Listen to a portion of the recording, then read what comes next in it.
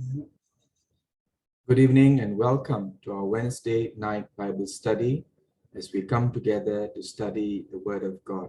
இந்த புதன்கிழமை இரவு வேதாகம கல்வியிலே பங்கு கொள்கிற யாவரையும் இயேசு கிறிஸ்துவின் நாமத்தில் வரவேற்கிறோம். நாம் தொடர்ந்து ஜெபம் செய்வோம். Let us pray. God our Father, you are our teacher. Continue to teach us and lead us by your Holy Spirit so that we will learn and be transformed by the power and the presence of your Holy Spirit now in our lives. For this we pray and ask in Jesus' name. Amen.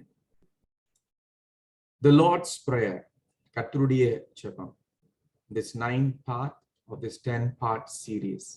9வது பாகமாகிய இந்த 10 பாகம் நிறைந்த இந்த பகுதியிலே நாம் இன்றைக்கு கடந்து வருகிறோம். We remember again the context of where and when Jesus taught this prayer. இயேசுவானவர் இந்த ஜெபத்தை இப்பொழுது கற்றுக் கொடுத்தார் என்று நாம் அதை அறிந்திருக்கிறோம். When Jesus was praying in a certain place, when he finished, one of his disciples said to him, Lord, teach us to pray just as John taught his disciples. He said to them, when you pray, say. இயேசு ஒரு இடத்தில் ஜெபித்துக் கொண்டிருக்கும் பொழுது சீஷர்கள் அவரிடத்தில் வந்து எங்களுக்கு ஜெபிக்க கற்றுத்தாரும் என்று சொல்லி கேட்டார்கள். அதற்கு மறுமொழியாக இயேசு அவர்களுக்கு ஜெபிக்க கற்றுக் கொடுத்தார். And that's also the same prayer that we find in Matthew chapter 6 verses 9 to 13. மத்திய 6ஆம் அதிகாரம் 9வது வசனத்திலிருந்து 13ஆம் வசனம் வரை நாம் வாசிக்கிற அந்த ஜெபமுமாய் அங்கே அடங்கி இருக்கிறது. To quickly recap from the earlier sessions, we began with relationship with God. இதற்கு முன்னே நாம் கவனித்த பகுதிகளை கொஞ்சம் சுருக்கமாய் நாம் சிந்திக்கும் பொழுது தேவனோடு இருக்கிற உறவை குறித்து நாம் ஆரம்பித்தோம். And we looked at God's holiness, தேவனுடைய பரிசுத்தத்தை குறித்து கவனித்தோம். And we looked at God's kingdom, தேவனுடைய ராஜ்யத்தை சிந்தித்து தியானித்தோம். We looked at God's will and God's rule, தேவனுடைய சித்தமும் தேவனுடைய ஆட்சியை குறித்து நாம் கவனித்தோம். And then we learned about God's providence and God's forgiveness, தேவனுடைய நம்முடைய தேவைகளை சந்திக்கிற செயலும் அதே நேரத்தில் அவருடைய பாவ மன்னிப்பை குறித்து கடந்த வாரத்தில் நாம் கவனித்தோம். We looked at God's forgiveness last week and we learned about what it means to be forgiven by God and what it means to live a life of forgiving others. தேவனாலே மன்னிக்கப்பட்டு பிறரை மன்னிக்கிற அந்த வாழ்க்கைக்குள்ளாக நடத்தப்படுகிற அந்த வாழ்க்கை குறித்து நாம் சிந்தித்தோம். Today we will be looking at God's deliverance. தேவன் நம்மை விடுவிக்கிறதை குறித்து, விடுதலை ஆக்குகிறதை குறித்து நாம் கவனிக்கும்படியாக இருக்கிறோம்.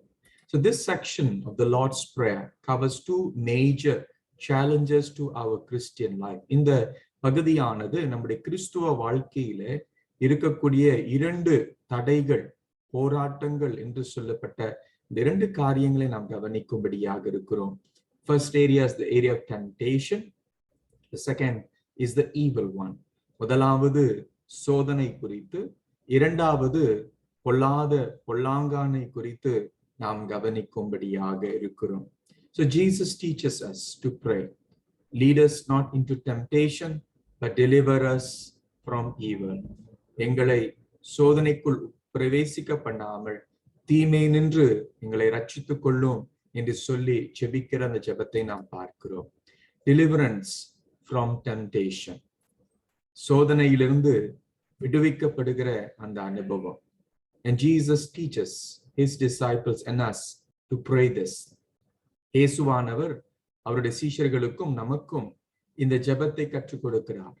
Lead us not into temptation. எங்களை சோதனைக்குள் உட்பிரவேசிக்க பண்ணாமல். When we think of the word temptation and testing, sometimes we wonder, but we can learn to differentiate these two words, tempt and test, by its purpose and its goal. சோதனை அல்லது பரீட்சை என்ற 2 வார்த்தைகளை நாம் வித்தியாசப்படுத்தி பார்க்கலாம். எதிலே பார்க்கலாம் என்றால் அதோடைய நோக்கம், அதோடைய இலக்கை நாம் கவனிக்கும் பொழுது, சிந்திக்கும் பொழுது நாம் பார்க்கலாம். When some may ask, testing or temptation, what's the difference? Is there a difference? சோதனையும் பரீட்சையும் பார்க்கும் பொழுது இது 2க்கும் வித்தியாசம் இருக்கிறதா என்று சிலர் கேட்கலாம். Let me give an illustration. Squeezing an orange.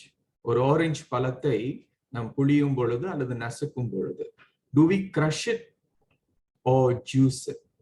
அதை முழுவதும் நசுக்குவதற்காய் செய்கிறோமா அல்லது அதிலிருந்து வருகிற சாறை எடுக்கும்படியாக அதை புளிகிறோமா? So when we think of this illustration, there is a purpose in that crushing. But what matters is in whose hands is that orange now? அந்த orange பழமானது யாருடைய கையில் இருக்கிறது என்ற அந்த கேள்விதான் மிகவும் முக்கியமான ஒரு கேள்வியாய் காணப்படுகிறது. So we need to understand that the goal of temptation is to cause us to commit sin. சோதனையினுடைய நோக்கம் என்னவென்றால் நாம் பாவம் செய்யும்படியாக நடத்தப்படுவதற்கு, பாவம் செய்யும்படியாக, பாவத்தில் விழும்படியாக நடத்தப்படுவதற்கு சோதனை நமக்கு நாம் அனுபவிக்கிறோம். The goal of test is different. The goal of test is, however, to bring out righteousness. பரீட்சை என்று சொல்லும் பொழுது அந்த பரீட்சையினுடைய நோக்கம் என்னவென்றால் நமக்குள்ளாக நீதி உண்டாக்கப்படுவதற்காக, ஒரு பரிசுத்த வாழ்க்கை வாழ்வதற்காக இந்த காரியம் நடைபெறுகிறது. In the words of Warren Wiersbe, he says the devil tempts us to bring the worst in us, but God tests us to bring out the best in us. Warren Wiersbe என்ற ஒரு தேவ ஊழியர் சொல்லுகிற வார்த்தை, பிசாசானவன் நம்மை சோதித்து நமக்குள்ளாக இருக்கிற இந்த பொல்லாத குணாதிசயங்களை வெளிப்படுத்துவதற்கு அதை செய்கிறான். ஆனால் ஆண்டவரோ நம்மை அந்த பரீட்சைக்குள்ளாக நடத்தி நமக்குள்ளாக இருக்கிற சிறந்த தன்மைகளை வெளிப்படுத்தும்படியாக அந்த காரியத்தை செய்கிறார். So it's like the illustration of squeezing the orange, but what comes out ultimately glorifies God when we are in God's hand. அந்த ஆரஞ்சு பழத்தை புளிகிறதை போல, அதில இருந்து சாறு வருகிறதை போல நம் தேவனுடைய கரத்தில் இருக்கும் பொழுது அப்படிப்பட்ட வாழ்க்கைக்குள்ளாக தேவன் நம்மை நடத்துகிறார்.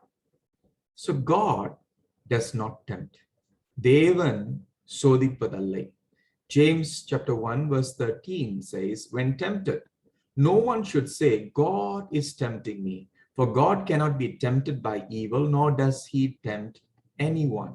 யாக்கோபு 1ஆம் அதிகாரம் 13ஆம் வசனத்தை நாம் வாசிக்கும் பொழுது ஒருவன் சொல்லக்கூடாது தேவன் என்னை சோதிக்கிறார் என்று.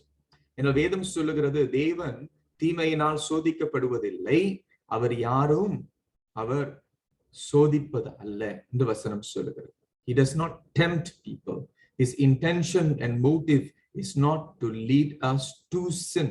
நம்மை இந்த சோதனைக்குள்ளாக உட்பிரவேசிக்க பண்ணி பாவம் செய்யும்படியாக தேவன் சித்தம் கொள்வது அல்ல. அவருடைய திட்டம் அதுவாகவே இல்லை. So God cannot be tempted and he does not tempt us. But he rather allows us to be tested so that we will know our level of faith and grow in faith. தேவன் நம்மை சோதிப்பதல்ல, அவர் சோதிக்கப்படுவதும் அல்ல. ஆனால் நாம் பரீட்சைக்குள்ளாக, அந்த சோதனைகளுக்குள்ளாக நடத்தப்படுவதற்கு அனுமதிக்கிறார். ஏன் அதை அனுமதிக்கிறார் என்றால், நம்முடைய விசுவாசத்தின் அளவையும் நம்முடைய விசுவாசத்தினுடைய வளர்ச்சியை நாம் கவனிக்கும்படியாக, உணர்ந்து கொள்ளும்படியாக தேவன் இந்த காரியத்தை அனுமதிக்கிறார். We find this in Genesis chapter 22 verse 1. ஆதியாகமம் 22ஆம் அதிகாரம் 1ஆம் வசனத்தில் இதை வாசிக்கிறோம். After these things, the scripture says, God tested Abraham and said to him, Abraham, and he said, here I am. And Abraham is given this instruction to go and sacrifice his one and only son Isaac. ஆதியாகமம் 22ஆம் அதிகாரம் 1ஆம் வசனத்திலே தேவன் ஆபிரகாமை அந்த பரீட்சைக்குள்ளாக நடத்துகிறார் என்று வசனத்திலே வாசிக்கிறோம். தன்னுடைய ஒரே பேரான குமாரனாகிய ஈசாக்கை பலி செலுத்தும்படியாக தேவன் அங்கே அவரை கட்டளையிடுகிறதை பார்க்கிறோம். And that is a test that God allows and permits within his control. தேவன் அந்த பரீட்சையை அவருடைய திட்டத்திற்குள்ளாக, அவருடைய ஆளுகைக்குள்ளாக இந்த பரீட்சையை அனுமதிக்கிறார். But the scripture says God tested Abraham so that he will know who his God is, so that he will continue to mature unto the next level of faith. அவருடைய தேவன் யார் என்று அறிந்து கொள்வதற்கும் அவருடைய விசுவாசத்திலே இன்னொரு படி முன்னேறுவதற்கு வளருவதற்கு தேவன் இதை அனுமதிக்கிறார். But it is also a prophetic act. அது ஒரு பரீட்சை சோதனையா மாத்திரமே அல்ல, அவருடைய செயலானது ஒரு தீர்க்க தரிசன செயலாய் காணப்பட்டது. For as God provided the ram, God is prophesying in a sense that he is going to provide a replacement. தேவன் அங்கே அந்த பலியை அவருக்கு கொடுத்ததை போல ஆண்டவர் நமக்காக ஒரு பலியை கொடுக்க போகிறார் என்று ஒரு தீர்க்க தரிசன செயலாகவும் காணப்படுகிறது. What is important to know is that God allows us to be tested. தேவன் நம் பரீட்சைக்குள்ளாக நடத்தப்படுவதற்கு அனுமதிக்கிறார். And one of those who was severely tested, as we read scripture, is Job himself. நாம் வேதத்துல வாசிக்கிற ஒரு நபர் அதிகமான பரீட்சைக்குள்ளாக கடந்து சென்ற ஒரு நபர் என்று சொன்னால் யோபு என்று சொல்வோம். Job was tested. He went through very challenging testings.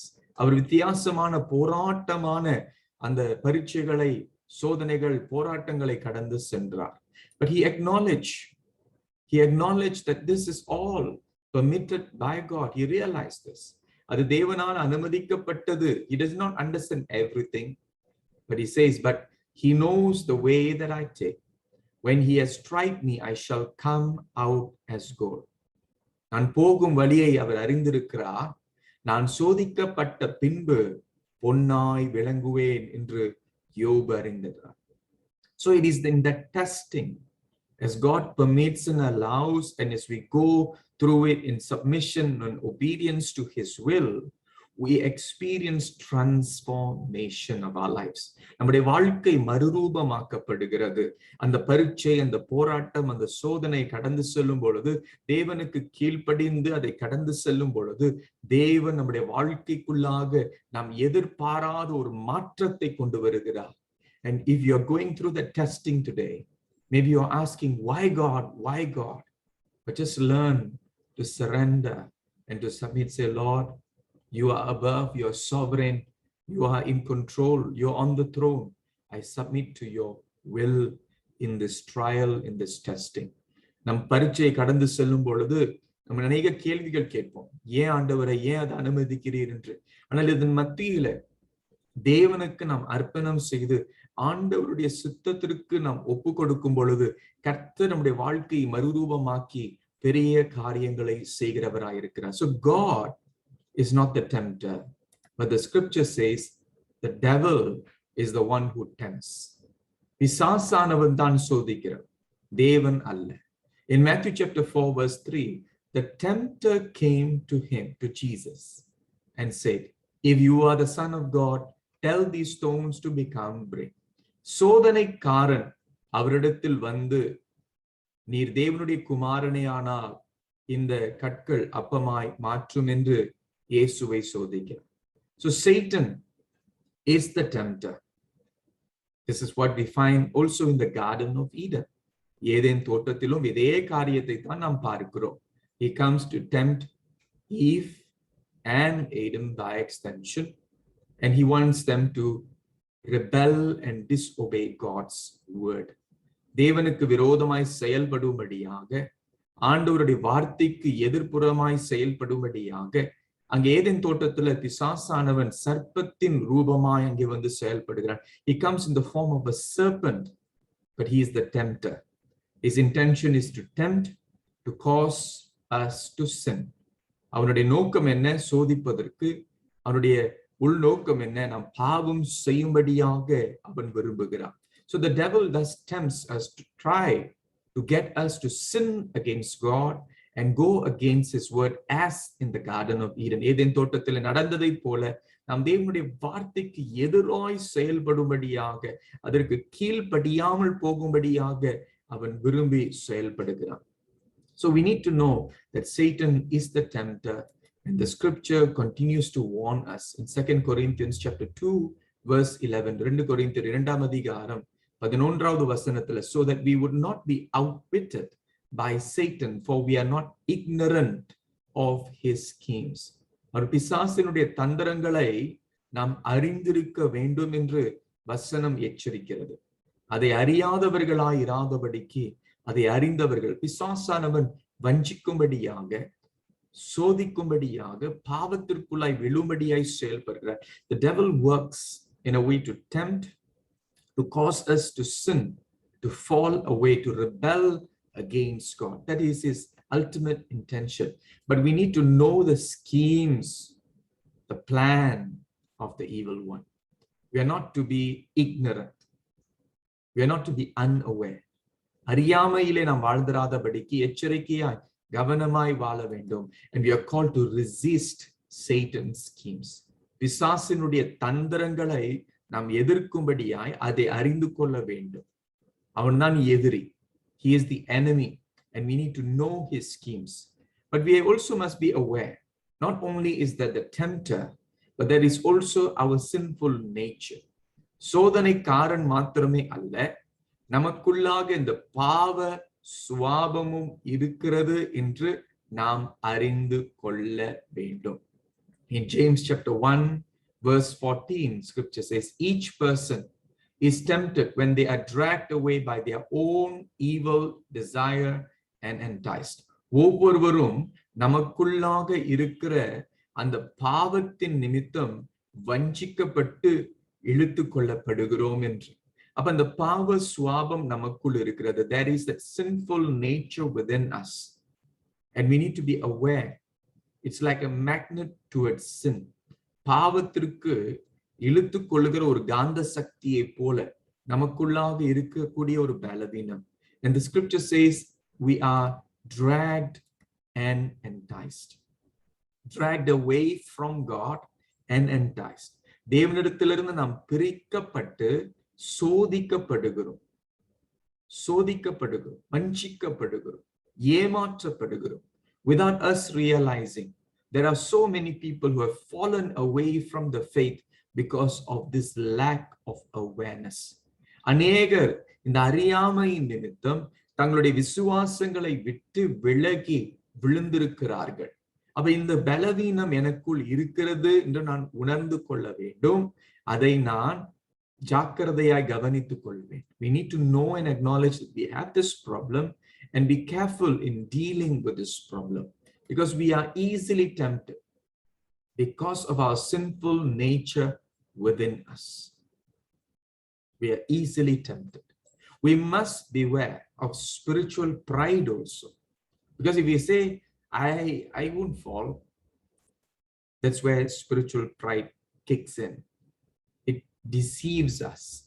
We must beware of spiritual pride that can destroy us from within. ஆவிக்குரிய பெருமைக்கு நாம் மிகவும் எச்சரிக்கையாய் கவனமாய் இருக்க வேண்டும். அந்த ஆவிக்குரிய பெருமை நமக்கு உள்ளார்ந்த மனுஷனுக்குள்ளாக இருந்து செயல்படும். Where we feel we are strong enough, we are confident enough, we have been mature enough, we have lived a Christian life long enough, we are in leadership position, but we don't realize. So scripture warns us, therefore, let anyone who thinks that he stands take heed lest he fall. ஒருவன் தன்னை நிற்கிறவன் என்று எண்ணினால் அவன் விழாதபடிக்கு தன்னை ஜாக்கிரதையாய் காத்துக்கொள்ள வேண்டும்.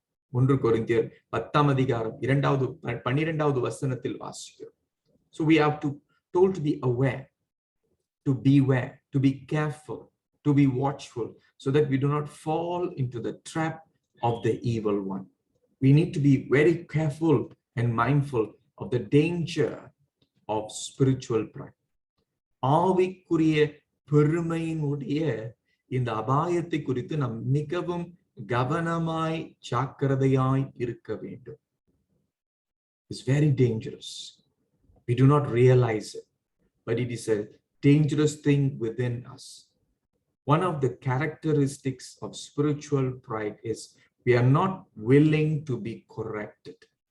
ஆவிக்குரிய பெருமையினுடைய ஒரு குணாதிசயம் என்னவென்றால், மற்றவர்களினாலே நாம் சரி செய்யப்படுவதற்கு நாம் ஏற்றுக்கொள்ள மாட்டோம். We are not willing to be rebuked. We are not willing to be corrected. We are not willing to receive instruction. வசனத்தை ஏற்றுக்கொள்வதற்கோ நம்முடைய வாழ்க்கை குறித்ததான சரி காரியங்களை அவர்கள் சீர்திருத்தலை சொல்லும் பொழுது அதை ஏற்றுக்கொள்கிற அந்த மனப்பக்குவம் இல்லாமல் போகும் பொழுது ஆவிக்குரிய பெருமை வருகிறது. We think, I know, I do not want to hear anymore. எனக்கு தெரியும், இதை விட எனக்கு அதிகமாக கேட்க விருப்பம் இல்லை. எச்சரிக்கை. Whoever we are, whatever positions we may carry, we are all susceptible to fall if we are fallen into spiritual pride. நாம் யாரா இருந்தாலும், எந்த பொறுப்பு பதவியிலே இருந்தாலும், ஆவிக்குரிய பெருமை வரும் பொழுது விழுவதற்கு மிகவும் சுலபமான தாபாயத்திற்குள்ளாய் விழுகிறோம். So as Paul writes and says, take heed lest ye fall. And he goes on to say in 1 Corinthians 10:13, 1 Corinthians 10:13 சொல்கிறார், no temptation has overtaken you that is not common to man. God is faithful, and he will not let you be tempted beyond your ability, but with the temptation he will also provide the way of escape that you may be able to endure it. நம் சோதனைக்குள் நடத்தப்படும் பொழுது எல்லா மனுஷருக்கும் உண்டான சோதனையை தான் நாமும் கடந்து செல்கிறோம். ஆனால் கர்த்தர் உண்மை உள்ளவர், தேவன் உண்மை உள்ளவர். நம் திராணிக்கு மேலாக சோதிக்கப்பட ஒரு நாளும் விடமாட்டார். தாங்கிடும் பலன் தருவார், தப்பிச் செல்ல வழி செய்வார் என்று வசனத்துல நாம் நினைவு மூட்டப்படுகிறோம். So from this scripture we find that temptation is common to all. எல்லோருக்கும் சோதனை வருகிறது. But our God is always faithful to us. நம்முடைய தேவன் நம்மிடத்தில் எப்பொழுதும் உண்மை உள்ளவராய் இருக்கிறார். He is always in control of our tests. நம்முடைய சோதனையாகிய பரீட்சையை தேவன் அவருடைய ஆளுகைக்குள்ளாக நடத்துகிறார். He will always provide a way out. அவர் எப்பொழுதும் நமக்கு வழி செய்வார். The question is, do we take his way out or do we choose our own way? கேள்வி என்னவென்றால், ஆண்டவர் வழி காண்பிக்கும் பொழுது அந்த வழியை நாம் எடுத்துக்கொள்கிறோமா, அல்லது நம்முடைய சொந்த வழிகளிலே, சொந்த அபிப்பிராயங்களிலே, சொந்த யோசனைகளிலே நாம் வாழ்ந்து கொண்டு இருக்கிறோமா? We need to realize that we need help. நமக்கு உதவி தேவை என்று நாம் அறிந்து கொள்ள வேண்டும். Spiritual pride will say you do not need help. You can do it alone. We need God. We need brothers and sisters who journey with us. நமக்கு உதவி தேவை, தேவனுடைய உதவி தேவை. நம்மோடு நடக்கிற சகோதர சகோதரிகளாகிய சபையினுடைய உதவி நமக்கு தேவை. That's why we are called to meet together, to fellowship together, so that we can walk together. நாம் இணைந்து ஒன்று இணைந்து நடக்கும்படியாக இந்த அவசியத்தை குறித்து நாம் கற்றுக்கொள்கிறோம். And we need to receive this help in prayer. ஜெபத்தின் மூலமாக இந்த உதவியை தேவனிடத்திலிருந்து நாம் பெற்றுக்கொள்கிறோம். In Matthew chapter 26 verse 41, மத்தேயு 26ஆம் அதிகாரம் 41வது வசனத்திலே வாசிக்கிறோம். Jesus says, watch and pray so that you will not fall into temptation. The spirit is willing, but the flesh is weak. இயேசுவானவர் கொடுக்கிற எச்சரிக்கையை நாம் வாசிக்கிறோம். விழித்திருந்து ஜெபியுங்கள். நாம் சோதனைக்குள் விழுந்திராதபடிக்கு விழித்திருந்து ஜெபிக்கும்படியாக கர்த்தர் எச்சரிக்கிறார். ஆவியோ உற்சாகமாய் இருக்கிறது, ஆனா மாம்சமோ பலவீனமாய் இருக்கிறது. So the spirit is willing, but the flesh is weak. So that is the problem that we have. And Jesus gives us very powerful reminder. Watch and pray. விழித்திருந்து ஜெபம் பண்ணுங்கள். It comes together. It's a package in a sense. இது இரண்டும் இணைந்து வருகிறது. விழித்திருந்து ஜெபம் பண்ணுவது. It's not only about praying, but also about being watchful, to know what's happening around, to know the word of God, to know the God that we believe in. விழித்திருந்து என்று சொல்லும் பொழுது சுற்றுச்சூழலை அறிந்து கொள்வது, நம்முடைய தேவனை அறிந்து கொள்வது, அவருடைய வார்த்தை அறிந்து கொள்வது, அதனோடு நாம் ஜெபத்திலே கடந்து செல்வது. So we are told to watch and pray because our enemy is prowling around like a lion. கட்சிக்கும் சிங்கத்தை போல எவனை விழுங்கலாம் என்று சுற்றி திரிகிற பிசாசினுடைய தந்திரத்தின் மத்தியிலே நாம் வாழ்ந்து கொண்டிருக்கிறோம். The scripture reminds us to watch and pray. And Jesus did that. Jesus did that for Simon Peter. இயேசுவானவர் சீமோன் பேதுருவுக்கு இதே காரியத்தை தான் செய்தார். Simon, Simon, Satan has asked to sift all of you as wheat, but I have prayed for you, Simon, that your faith may not fail, and when you have turned back, strengthen your brothers. இயேசுவானவர் சீமோனிடத்துல வந்து சொல்லுகிறார், பிசாசானவன் உங்களை புடமிடும்படியாக, கோதுமை புடமிடும் போறத உங்களை புடமிடும்படியாக கேட்டிருக்கிறார். நானும் உங்களுக்காக செபித்திருக்கிறேன். Jesus says, I have prayed for you, Simon, that your faith may not fail. உடைய விசுவாசம் தளர்ந்து போகாதபடி, சோர்ந்து போகாதபடி, பலவீனமாய் மாறிராதபடி உனக்காக செபித்தேன். Jesus gives us not only a practical example, but also a model to follow. இயேசுவானவர் ஒரு உதாரணத்தை மாத்திரமே அல்ல, ஒரு முன் மாதிரியை நமக்கு காண்பிக்கிறார். How we are to resist and overcome temptation, it is in prayer. ஜெபத்தின் மூலமா நாம் இந்த பலவீனங்களை மேற்கொள்ளலாம். Psalm 19 verse 13 is a form of prayer. Keep your servant also from willful sins. May they not rule over me. Then I will be blameless, innocent of great transgression. துணிகரமான பாவத்திலிருந்து என்னை விடுதலையாக்கும். அவைகள் என்னை மேற்கொள்ளாதபடி, அப்பொழுது நான் குற்றமற்றவனாய் இருப்பேன். பொல்லாங்கிலிருந்து, பாவமான வாழ்க்கையிலிருந்து நான் பரிசுத்தமாக்கப்பட்ட ஒரு வாழ்க்கைக்குள்ளாக நடத்தப்படுவேன் என்று சங்கீதக்காரன் ஒரு உதாரணமாக என்னுடைய ஜெப வாழ்க்கையை அங்கே வெளிப்படுத்தி காண்பிக்கிறதை பார்க்கிறோம். So we are called to pray for God's help. For God's help is available. நாம் தேவனை நோக்கி அவருடைய உதவிக்காக நாட வேண்டும் என்றால் அவர் கரம் நீட்டி நமக்கு உதவி செய்கிறார்.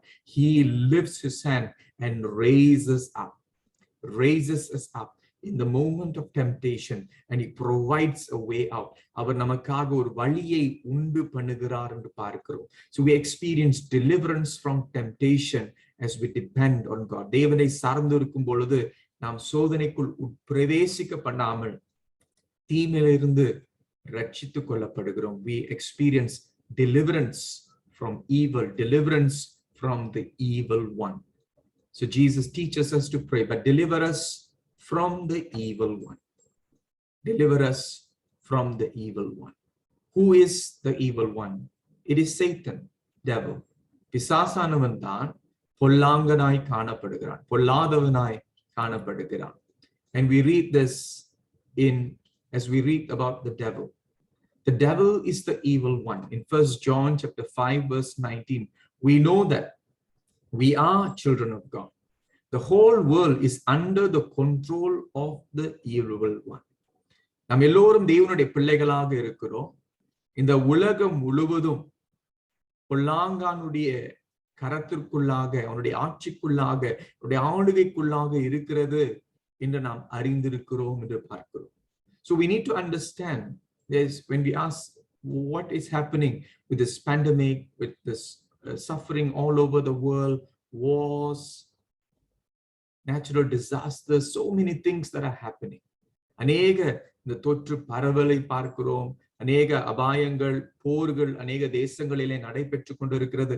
இதன் மத்தியில நாம் கேள்வி கேட்கிறோம், ஏன் ஆண்டவரே? But we must also realize, as we ask the question, why God, we also realize that the world is under the control of the evil one. The influence of the evil one is still there. பிசாசானவருடைய ஆளுகை, ஆட்சி இன்னும் இந்த உலகத்திலே இருக்கிறது.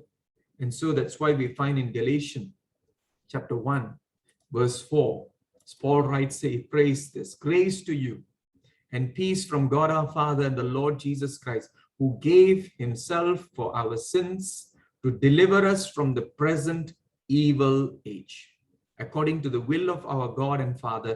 To him be the glory forever and ever. Amen. கலாத்தியர் 1:4 வாசிக்கிறோம், உங்களுக்கு கிருபையும் சமாதானமும் பிதாவினிடத்திலிருந்தும் இயேசு கிறிஸ்துவினிடத்திலிருந்தும் உண்டாவதாக. அவர் இந்த பொல்லாத உலகத்திலிருந்து நம்மை காப்பாற்றும்படியாக, நம்முடைய பாவத்திலிருந்து நம்மை விடுவிக்கும்படியாக தன்னை ஒப்பு கொடுத்தார். அப்ப இந்த பொல்லாத உலகத்திற்குள்ளாய் இருக்கிறோம். இந்த பொல்லாத உலகத்திலிருந்து காப்பாற்றும்படியாக தான் இயேசு இந்த பூமிக்கு வந்தார். We live in this evil age, in this evil world, but God, Jesus came to this earth to deliver us from this present evil age, to give us new life, ஒரு புது வாழ்க்கை வாழும்படியாக, ஒரு புதிய துவக்கத்தை நாம் அனுபவிக்கும்படியாக. So we need to realize we live in this evil age, and there is the evil one. Well, in Ephesians chapter 6, verse 12, we are told we battle not against flesh and blood. மாம்சத்தோடும் இரத்தத்தோடும் நம்முடைய யுத்தம் அல்ல என்று வசனத்தில் வாசிக்கிறோம். எபேசியர் 6ஆம் அதிகாரம் 12வது வசனம். But the reality on the ground in churches, in Christian fellowship is we always battle against flesh and blood. நம் அநேக சூழலிலே உண்மையாய் நிஜமாய் சபைகளிலும் கிறிஸ்துவ ஐக்கியங்களுக்குள்ளாய் பார்க்கும் பொழுது மாம்சத்தோடு இரத்தத்தோடு தான் நாம் போராடி கொண்டு இருக்கிறோம். We continue to struggle because we are fighting the wrong enemy. தவறான எதிரியை நாம் யுத்தம் செய்து கொண்டிருக்கிறோம், போராடி கொண்டிருக்கிறோம். We need to realize there is spiritual warfare. ஆவிக்குரிய யுத்தம் இருக்கிறது என்று நாம் உணர்ந்து கொள்ள வேண்டும். That is the level of spiritual maturity that we grow into. நாம் ஆவிக்குரிய முதிர்ச்சிக்குள்ளாக கடந்து செல்லும் பொழுது ஆவிக்குரிய யுத்த நிலையை குறித்து நாம் அறிந்து கொள்கிறோம். Otherwise we are blinded. We are just earthly. இப்படி அறிந்து கொள்ளவில்லை என்றால் நாம் குருடர்களாக, மாம்சத்திற்குரியவர்களாக, உலகத்தாரை போல நாம் வாழ்ந்து கொண்டிருக்கிறோம். For our war is not against flesh and blood, but the scripture says, but against the rulers, against the authorities, against the powers of this dark world, against the spiritual forces of evil in the heavenly realms. நம்முடைய யுத்தம், போராட்டம் மாம்சத்தோடும் இரத்தத்தோடும் அல்ல, துரைத்தனங்களோடும் அதிகாரங்களோடும் வானமண்டங்களில் இருக்கிற பொல்லாத ஆவிகளோடும் அந்தகார இருளினுடைய கிரியைகளுக்கு எதிர்த்து, அந்த அதிகாரங்களுக்கு எதிர்த்து நாம் இன்றைக்கு யுத்தம் செய்து கொண்டிருக்கிறோம். We need to realize there is the darkness, but there is also the kingdom of light. யுத்தத்தின் ஆளுகை இருக்கிறது, அதே நேரத்தில் வெளிச்சத்தின் ராஜ்யமும் இருக்கிறது. And as we pray, deliver us from the evil one, we need to know the evil one and the world of the evil one. The evil one is not alone. He has his army who is with him. பொல்லாங்கான், இந்த பிசாசானவன் அவன் தனியே அல்ல, அவனுடைய இராணுவமும் அவனோடு இருக்கிறது. அந்த காரியத்தை தான் நாம் அறிந்து கொள்ள வேண்டும். We need to realize and understand the reality of spiritual warfare and how he works. அவனுடைய தந்திரங்களை குறித்து நாம் அறிந்து கொள்ள வேண்டும். The works of the evil one, as we saw in the Garden of Eden, as we saw in the life of the many saints who went through different forms of suffering. As Jesus speaks about this parable, he gives us a hint of what the evil one does. இந்த உவமையை இயேசுவானவர் சொல்லும் பொழுது பிசாசனுடைய கிரியைகள் அல்லது தந்திரங்களை குறித்து நாம் வாசிக்கிறோம். The evil one comes and snatches away what was sown in the heart. அப்ப பிசாசானுடைய ஒரு தந்திரம், ஒரு கிரியை, ஒரு செயல் என்னவென்றால் நம்முடைய இருதயங்களுக்குள்ளாக விதைக்கப்பட்ட வசனத்தை அவன் வந்து திருடிக் கொள்கிறான், அதை பிடுங்கிக் கொள்கிறான். Because we do not allow the word of God to grow. Our hearts are so hardened, and the evil one comes and snatches them away. பிசாசானவன் இதை வந்து அதை திருடிக் கொள்கிறான். Today we hear so many sermons after sermons after sermons. அநேக செய்திகள், பிரசங்கங்களை கேட்கிறோம். This also could be one of it. But what is more important is how many of it do we allow to go deeper into our life and transform? Not only be hearers but doers. But unless we are doers, we will just be hearers and the evil one comes and snatches away the word. One day we will forget. We will just go away from God. நாம் எச்சரிக்கையா இல்லவென்றால் நம் வசனத்தை கேட்கிறவர்களாய் மாத்திரமே இருந்து அதன்படி செய்யாது இருக்கும் பொழுது பிசாசானவன் அந்த வசனத்தை நம்முடைய வாழ்க்கையிலிருந்து அதை திருடிக் கொள்வதற்கு ஒரு நாள் மறந்துடுவோம். ஆண்டவரையே மறந்து கொள்வதற்கு அந்த நிலைக்குள்ளாக, அந்த பலவீனத்திற்குள்ளாக நாம் கடந்து செல்வோம். So the works of the evil one reminds us that he is the God of this age. இப்பிரபஞ்சத்தின் தேவனானவன் என்று வசனம் சொல்கிறது. That's what the scripture says In 2 Corinthians chapter 4 verse 4, the God of this age has blinded the minds of unbelievers so that they cannot see the light of the gospel that displays the glory of Christ. இப்பிரபஞ்சத்தின் தேவனானவன் இந்த உலகத்தில் இருக்கிறவர்கள் அவருடைய மனக்கண்களை குருடாக்கி கிறிஸ்துவின் மகிமையின் வெளிச்சத்தை அவர்கள் காணாதபடிக்கு அவன் அவருடைய மனக்கண்களை குருடாக்கி வைத்திருக்கிறான். He has created spiritual blindness or spiritual disabilities. ஆவிக்குரிய பலவீனங்களை, குருட்டு தன்மையை நமக்குள்ளாக இந்த உலகத்திற்குள்ளாய் உண்டாக்கி இருக்கிறார். So that's why we need to realize as we share the gospel, there is that spiritual warfare that is happening beyond that conversation. நாம் சுவிசேஷம் சொல்லும் பொழுது நாம் பேசுகிற வார்த்தைகளுக்கு மேலாக அதற்கு பின்னாக ஆவிக்குரிய யுத்தம் நடைபெறுகிறது. So that's why it's so important that we cover our ministry, our life, our mission in prayer. நம்மளுடைய ஜெபம், நம்முடைய வாழ்க்கை, நம்முடைய ஊழியம், நம்முடைய சுவிசேஷ செய்கிற இந்த செயல்கள் ஜெபத்திலே நாம் மூடி செய்வது மிகவும் அவசியமாக இருக்கிறது. So that we are not ignorant of the schemes of the evil one. பொல்லாங்கனுடைய தந்திரங்களை நாம் அறியாமையிலே நாம் செயல்படக்கூடாது. ஆவிக்குரிய யுத்தம் இருக்கிறது. ஆவிக்குரிய யுத்தத்திற்குள்ளாக நாம் கடந்து செல்கிறோம் என்று உணர்ந்து அறிந்து செய்ய வேண்டும். But the scripture also calls us to resist the evil one. Not only to pray, deliver us from the evil one, but also to resist the evil one. நாம் ஜெபிப்பது மாத்திரமே அல்ல, தேவனுக்கு கீழ்ப்படிந்து பிசாசுக்கு எதிர்த்து நில்லுங்கள், அப்பொழுது அவன் உங்களை விட்டு ஓடி போவான். The scripture says in James chapter 4 verse 7, யாக்கோபு 4:7, submit yourselves then to God. Resist the devil and he will flee from you. But to resist the devil, what is the most important thing that we need to is submit to God first. பிசாசை எதிர்த்து நிற்பதற்கு முன்பே முதலாவது நாம் செய்ய வேண்டிய முக்கியமான காரியம் தேவனுக்கு கீழ்ப்படிய வேண்டும். Complete submission. But that's the call, that's the requirement, that our lives are completely submitted to God, to his word, to his will. தேவனுக்கும் அவருடைய வார்த்தைக்கும் அவருடைய சித்தத்திற்கும் முழுமையான ஒரு அர்ப்பணம், ஒரு சமர்ப்பணம், ஒரு சரணம் அடைந்து ஆண்டவருக்கு முழுமையான ஒரு அர்ப்பண வாழ்க்கைக்குள்ளாக தேவன் நாம் வரும்படியாய் விரும்புகிறார். அடுத்த கட்டம், the next step is resisting the devil, resisting the plans and the schemes of the devil, realizing that there is a spiritual warfare that we are involved in, but we have the authority, the ability and the power. As we submit to God, we are able to resist the devil. நமக்கு அதிகாரம் வல்லமை கொடுக்கிற தேவனுக்கு நாம் கீழ்ப்படியும் பொழுது பிசாசுக்கு எதிர்த்து நிற்கும்படியாக அந்த கிருபை, அந்த தேவ பலனை நாம் பெற்றுக்கொள்கிறோம். We are reminded of Jesus praying in John chapter 17. யோவான் 17ஆம் அதிகாரத்துல இயேசு ஜெபிக்கிற ஜெபத்தை நாம் சிந்திக்கிறோம், தியானிக்கிறோம். He says, my prayer is praying to God the Father. My prayer is not that you take them out of the world, but that you protect them from the evil one. இயேசுவானவர் பிதாவை நோக்கி ஜெபிக்கிறார், என்னுடைய ஜெபமோ இவர்களை இந்த உலகத்திலிருந்து நீர் எடுத்துக்கொள்வதற்கு அல்ல, பொல்லாங்கான இடத்திலிருந்து, பிசாசானவன் இடத்திலிருந்து அவர்களை பாதுகாத்தருள். So as we learn to submit to God, resist the devil, we experience what is God's protection. தேவனுடைய பாதுகாப்பை நாம் உணர்ந்து கொள்ள அனுபவிக்க ஆரம்பிக்கிறோம்.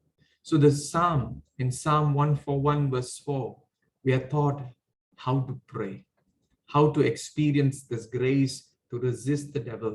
சங்கீதம் 141 4வது வசனத்தில் இதை வாசிக்கிறோம். It says, let not my heart be drawn to what is evil, to take part in wicked deeds with men who are evil doers. Let me not eat of their delicacies. சங்கீதக்காரன் ஜெபிக்கிறான், என்னுடைய இருதயம் பொல்லாப்புக்கு இடம் கொடாதபடிக்கு காத்து கொள்ளுங்க, அவர்களுடைய பொல்லாத செயல்களிலே நான் செயல்படாதபடி என்னை பாதுகாத்து கொள்ளுங்க, அவர்களுடைய தீமையான செயலுடைய பலனை நாம் அனுபவிக்காதபடி என்னை பாதுகாத்து கொள்ளுங்க. So there is that conscious desire to resist evil, to resist the evil one. இங்க நாம் ஜெபத்துல பார்க்கிறோம், அந்த சங்கீதக்காரனுடைய உள்ளார்ந்த வாஞ்சை, தீமையை வெறுக்கணும், பொல்லாங்கானுடைய காரியத்திற்கு இடம் கொடுக்க கூடாதுன்னு சொல்லி அவன் வாஞ்சிக்கிறதை பார்க்கிறோம். May that be our prayer, to resist evil, to resist the evil one, and to experience deliverance from temptation, deliverance from the evil one. நம் சோதனையிலிருந்து பாதுகாக்கப்படுவது, விடுவிக்கப்படுகிறது. தீமையிலிருந்து, பொல்லாங்கான இடத்திலிருந்து நாம் விடுவிக்கப்படுகிற ஒரு வாழ்க்கைக்குள்ளாக கர்த்தர் நம்மை வழி நடத்துவாராக. So as we seek God earnestly, He delivers us from temptation and the works of the evil one. நாம் தேவனை தேடும் பொழுது, நாடும் பொழுது அவர் நம்மை சோதனையிலிருந்து உட்பிரவேசிக்க பண்ணாமல் தீமையிலிருந்து நம்மை ரட்சித்து வழி நடத்துகிறார். So let us commit this time as we journey through the Lord's Prayer. May the Lord continue to transform our lives for His glory and praise. ஜெபம் செய்வோம். Let us pray. பிதாவே, எங்களோடு பேசினீர், எங்களுடைய வாழ்க்கையை தொடர்ந்து பாதுகாத்து விடுவித்து நடத்தும். Lord, you spoke to us. Continue to protect and deliver us from all the challenges of life. We trust in your divine protection, even now, even at this moment. Lord, there are things that are unseen, but nothing is unseen in your eyes. We entrust our lives into your divine, protective, caring hands, and we submit to you. முழுமையாய் உம்முடைய கரத்தில் ஒப்பு கொடுக்கிறோம். இயேசுவின் நாமத்தில் ஜெபிக்கிறோம் நல்ல பிதாவே. ஆமென். May we continue to trust and experience God's protection and deliverance. தேவனுடைய பாதுகாப்பும் விடுதலை தொடர்ந்து நாம் அனுபவிப்போமாக. Please do respond to the questionnaire at the Google form link that is posted below and also in the WhatsApp group. God bless you. கர்த்தர் தொடர்ந்து உங்களை ஆசீர்வதிப்பார். Google form அந்த கேள்வி பதிலை நீங்களும் செய்யும்படியாக உங்களை உற்சாகப்படுத்துகிறோம்.